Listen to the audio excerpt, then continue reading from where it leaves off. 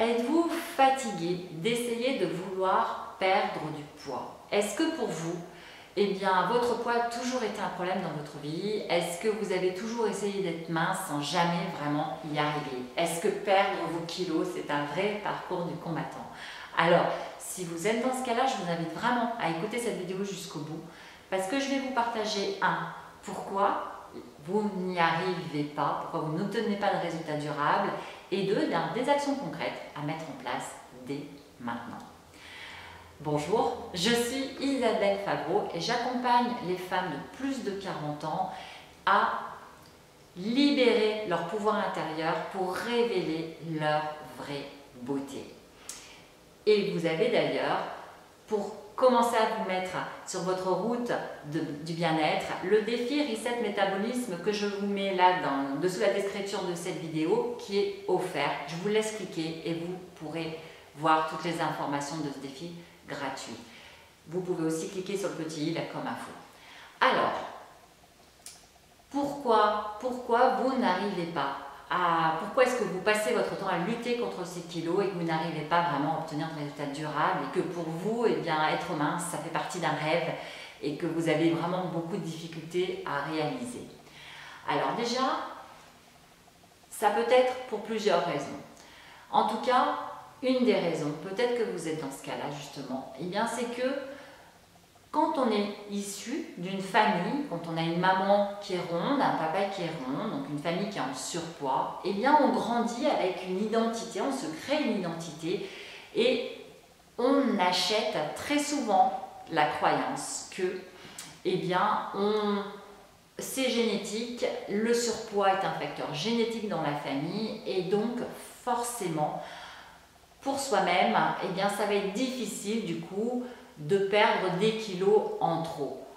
Très souvent, un enfant qui est issu d'une famille ronde, vraiment en surpoids, va être lui aussi en surpoids. Alors bien sûr qu'après il y a l'hygiène alimentaire de la famille qui génère ça, mais même si vous ensuite vous essayez de réadapter une hygiène alimentaire correcte, c'est possible que déjà ça soit très compliqué pour vous. Et pourquoi? Déjà parce que c'est clair qu'il y a eu des habitudes alimentaires de prise et que s'en défaire, c'est pas toujours évident, mais même du coup, en rééquilibrant votre alimentation, réussir à maintenir un poids, voilà, le poids que vous voulez atteindre vous, réussir à perdre vos kilos, c'est vraiment compliqué pour vous. Pourquoi? Parce que vous vous êtes construit une identité. Cette identité, c'est la fille de, d'accord? C'est donc votre parcours et même pour votre famille, voilà, vous êtes ronde également. Donc, aux yeux de tous, de votre entourage, vous êtes une personne ronde et vous avez pris cette identité-là. Vouloir perdre du poids, ça veut dire du coup changer, ça veut dire forcément se transformer physiquement. Et pour le coup, ça veut dire changer pour vos proches également. Et ça va forcément les perturber eux aussi. Et ils vont souvent, si vous avez déjà essayé de perdre du poids, que vous en avez perdu, ils ne vont pas être d'un grand soutien, on va dire, là-dedans, parce que, vous changez et c'est quelque chose qu'ils n'apprécient pas spécialement parce que ça remet en question, ça les remet eux-mêmes en question, en fait. Donc, cette identité que vous êtes créée de femme ronde, il faut réussir à vous l'enlever. Et ça demande de s'en défaire petit à petit. Tout changement forcément n'est pas facile. Et quand on commence à voir ces kilos, voilà, ces kilos fondre, et quand on commence un peu à se voir changer, on commence à se voir différemment, même le visage, généralement on perd des joues, on s'affine, et du coup, on peut très bien inconsciemment, bien entendu, ne pas être super à l'aise avec ça, avec ce changement, c'est perturbant à l'intérieur. Peut-être aussi que le fait d'être ronde pour vous, même si vous n'avez pas été du tout issu d'une famille en surpoids, peut-être aussi que vous avez pris ces kilos parce que ça vous permet, par rapport à certaines blessures de vie, par rapport à des difficultés personnelles que vous avez traversées, de vous cacher derrière des vêtements amples, de de ne pas vous mettre en avant, de ne pas vous mettre en lumière. Et généralement, une personne, par exemple, qui manque d'estime de soi, qui ne s'aime pas, eh bien, a tendance aussi à souvent essayer de passer inaperçue, à faire qu'on la remarque le moins possible. Et pourtant, au fond d'elle, elle en souffre. Alors peut-être que c'est votre cas, peut-être que vous êtes dans ce cas-là, et en fait, du coup, vous avez acheté cette identité de femme qui cherche pas à se faire remarquer, qui porte des vêtements amples, qui cherche à passer le plus inaperçue possible et qui souffre à l'intérieur d'elle de ça. Alors, si vous êtes dans ce cas-là, c'est clair que peut-être que vous avez déjà perdu du poids, mais que pour le coup, réussir à tenir cet objectif jusqu'au bout, eh bien, c'est pas évident parce qu'on change physiquement. C'est pareil que pour le cas précédent et ça nous met en lumière. Les gens, votre entourage va le remarquer, vous allez avoir, eh bien, ils vont vous faire justement, ils vont vous faire des remarques à ce sujet. Et vous-même, votre corps va changer et vous-même, du coup, eh bien, vous allez être inconsciemment, parce que certainement vous allez être satisfaite de ça consciemment, vous allez vous dire ouais, super, et vous allez peut-être commencer à changer vos vêtements, mais inconsciemment vous quittez une certaine identité que vous avez depuis des années pour une nouvelle, et ça fait peur. Ça fait peur de se mettre en lumière, ça fait peur de se mettre en avant. Donc peut-être que vous faites partie aussi de ce cas-là. Ou alors, peut-être que vous avez déjà essayé tout simplement de rééquilibrer votre alimentation et que vous avez eu en effet des résultats, mais que dès qu'il y a une difficulté dans votre vie, eh bien, émotionnellement c'était compliqué, que vous avez du coup repris les kilos perdus parce que vous êtes allé vous réconforter, aller chercher la nourriture comme réconfort et que du coup vous faites le yo-yo comme ça avec votre poids et que vous n'arrivez pas à le stabiliser. Et pourquoi aussi? Parce que maintenant, à force du coup de ce vécu, de cette histoire, faire le yo-yo avec votre poids, pour le coup, vous avez acheté l'identité du fait que vous n'êtes pas capable, que vous ne réussirez pas, que c'est pas possible, que c'est pas pour vous, que vous n'êtes pas persévérante. Pourquoi? Parce que justement, vous avez déjà essayé et que au bout du compte, vous n'y arrivez pas. C'est pareil, vous avez acheté une identité, cette identité qui se rapproche un petit peu de la précédente, c'est-à-dire d'une personne qui manque d'estime d'elle, qui pense ne pas mériter, ce changement. Et qui, au fond d'elle, inconsciemment, sait que si elle change, eh bien, ça va aussi provoquer des changements dans sa vie et c'est aussi un petit peu l'inconnu. Alors que quelque part, pourtant, elle en a très très envie de ça. Mais quelque part, eh bien, ce qu'elle a actuellement, ce qu'elle vit actuellement, elle connaît, même si elle est mal dans sa vie. Aller vers l'inconnu, c'est quelque chose qui fait toujours peur. Alors maintenant, quelles actions vous pouvez mettre en place dès maintenant pour remédier à cela et faire que vraiment vous arriviez à obtenir des résultats mais vraiment durables? Pour cela, il n'y a pas une baguette magique. Je ne vais pas vous promettre une formule miracle comme ça et qui va faire que vous soyez mince pour la vie. J'aimerais bien vous donner ça, mais vous savez, comme moi, ça n'est pas possible. Il est clair, c'est une évidence, qu'il faut rééquilibrer son alimentation. C'est pareil, si vous voulez vous muscler, c'est une évidence, c'est pas comme ça que ça va venir. Il faut en effet faire du sport. Comment arriver à changer ça? Comment arriver à faire que vous teniez sur la durée? Eh bien tout simplement, à chaque fois je dis tout simplement, mais je trouve c'est clair que c'est pas si simple que ça. Mais déjà, moi ce que je vais vous demander, c'est votre façon d'aborder ça. Passer un coup d'éponge sur les années passées, d'accord? Arrêtez, voilà, vous avez certainement des fois, vous avez essayé, ok, vous avez repris les kilos perdus, ok, c'est fait. D'accord? Mais juste maintenant, de repartir dans cette démarche de bien-être pour vous, en vous disant juste que vous allez poser de petites actions. Ça doit être léger pour vous, ça doit être facile, ça doit être sans aucune pression. Le problème de ne pas réussir, justement, quand on ne réussit pas à tenir sur la durée, c'est parce que ça génère beaucoup de frustration. ça génère du mal-être, que c'est difficile et que du coup, dans sa tête, on se dit que c'est un combat de perdre ces kilos et que c'est dur et que le sport, on n'est pas sportif et qu'on n'aime pas ça et que c'est dur et que, en gros, voilà, c'est chiant de manger que de la salade, enfin bref, et que c'est pas bon à force. Donc ça devient, on se génère tellement de frustration, que forcément ça paraît un vrai parcours du combattant auquel on n'a pas du tout envie d'adhérer. Et je comprends, parce qu'en plus, passer la quarantaine, eh bien, on a aussi envie de kiffer vraiment la vie, de profiter des bons moments et de rencontrer ses amis et d'aller boire un verre avec eux. Et c'est normal et ça fait du bien et je vous encourage à le faire.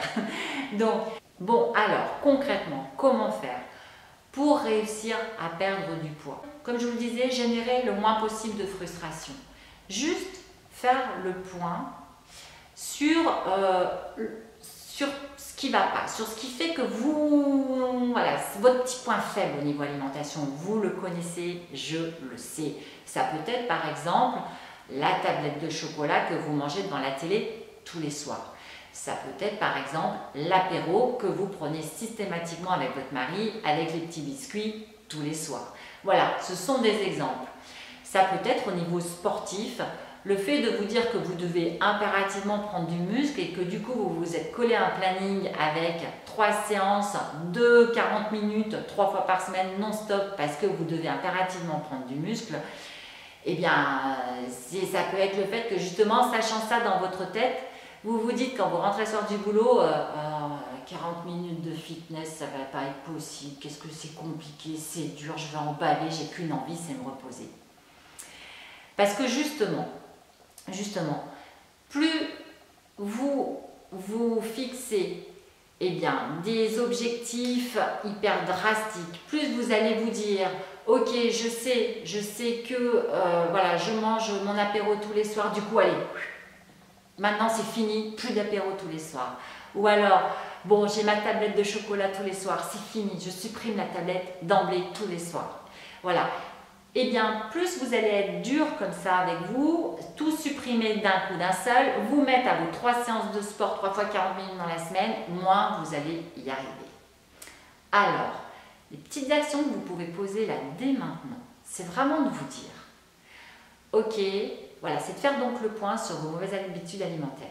Exemple. Ou alors, justement, sur le fait que vous avez du mal à vous mettre au sport. Eh bien, c'est de vous dire, d'accord, vous faites le constat, je sais que tous les soirs je mange des bonbons devant la télé, il faut que ça vraiment ça s'arrête. Comment je peux faire? Eh bien, si c'est du lundi jusqu'au dimanche que vous pratiquez ainsi, eh bien, je vous invite à juste un soir vous dire, bon bah, le dimanche soir par exemple, non, ça sera pas de bonbons tous les soirs devant la télé. Je vais me couper voilà, une petite pomme, je vais remplacer quelque chose par un fruit, ça n'a pas le même goût, je vous l'accorde. En attendant, ça reste un peu du sucre. Hein, il y a une addiction au sucre qui s'est créée aussi, donc il faut continuer quand même, il ne faut pas se sevrer comme ça d'un coup d'un seul. Ça reste donc du sucre. Et donc pour le coup, vous coupez un fruit devant la télé, continuez à manger quelque chose, mais au moins, et juste vous dire, juste le dimanche. Et les autres jours de la semaine, vous continuez. Une fois que ce jour-là, il commence à être intégré dans votre quotidien, que ça commence, que vous vous dites « Ah bah tiens, ça commence de plus en plus à être facile », eh bien, vous faites pareil sur un deuxième jour. Et vous avez compris le principe. Un troisième jour, un quatrième jour. Et puis si vous avez l'habitude de manger trop de pain, par exemple, et que vous savez que ça, c'est votre point faible, eh bien, si vous mangez du pain matin, midi et soir, eh bien, je vous invite un soir dans votre semaine à supprimer le pain. Vous voyez le principe, je pense. Commencez par des petits pas. Vous n'imaginez pas, à force de faire des petits pas, les résultats de géants que vous allez avoir. Procédez ainsi, faites que ça soit facile pour vous, libérez votre tête, faites que ça ne soit pas une contrainte, faites que ça ne soit pas si compliqué que ça à mettre en place. Pour le sport, je vous invite à faire exactement de la même manière. Plutôt que de vous être collé sur votre planning, vos 3 fois 40 minutes, 3 fois par semaine, vous rentrez tard du boulot, vous êtes fatigué, vous n'avez pas le courage, eh bien vous vous dites juste, ok, ça va être 5 minutes. C'est rien 5 minutes, on est bien d'accord, c'est rien. Donc votre tête, elle va beaucoup mieux l'intégrer, comme quoi le 5 minutes c'est rien. Et elle va moins résister et moins vous empêcher de vous mettre à ces 5 minutes. Et même si derrière vos pensées arrivent en vous disant mais 5 minutes c'est que dalle, autant que tu fasses rien du tout, eh bien répondez à cela vous-même dans votre tête que 5 minutes c'est mieux que rien, que zéro. Ce qu'il faut, c'est que vous instauriez l'habitude de 3 fois par semaine de bouger. Juste 5 minutes. Commencez juste par ça. Instaurez-vous cette habitude. Ça va rentrer naturellement dans votre quotidien et de plus en plus, une fois que ça rentrera dans votre quotidien, dans vos habitudes, vous allez être plus, j'allais dire guidé. Oui, spontanément, vous allez avoir l'envie de continuer à progresser parce que ça aura été facile. Et après, vous allez vous rendre compte que c'est vraiment facile de plus en plus. Et donc, pour le coup, bon, bah allez, maintenant, je vais passer à 10 minutes. Alors, je ne vous demande pas de vous dire ça tout de suite ou quoi que ce soit, mais juste, vraiment, passez juste à 3 fois 5 minutes par semaine. Posez ces petites actions.